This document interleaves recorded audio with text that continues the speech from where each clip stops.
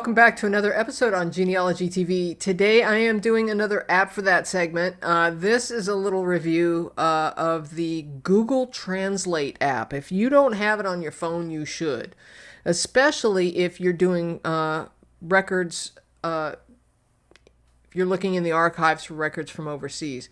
Now, I'm going to demonstrate this on a website, but obviously, Google has Translate on a website. This would be great for documents, though, that if you're on location somewhere and you need to translate something, you can do so with this app. So this is really cool.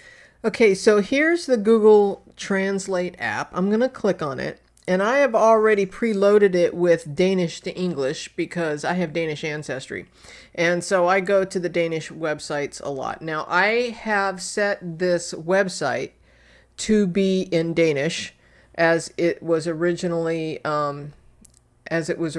set. So I will show you this. This is so cool. So we've got Danish to English already set. All you have to do is click on the camera. And now we have a camera. And so all we have to do, check this out. We're going to align this over and it starts to translate as you hover over it. Is that not the coolest? Check that out. Now, is it perfect? No, but it certainly gives you an idea of what...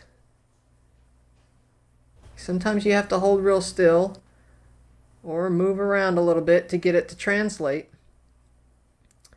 But you can certainly do this probably easier with documents than I can demonstrate it on a website. But this is the Danish archives. Let's go up here. Oh, look, Danish demographic database. See? Isn't that cool? Welcome to DDD. All right, so there you have it. The Google Translate app for your cell phone. It's a must-have if you have done research where you've jumped the pond and you are on location. Love it, love it, love it. Gotta have it.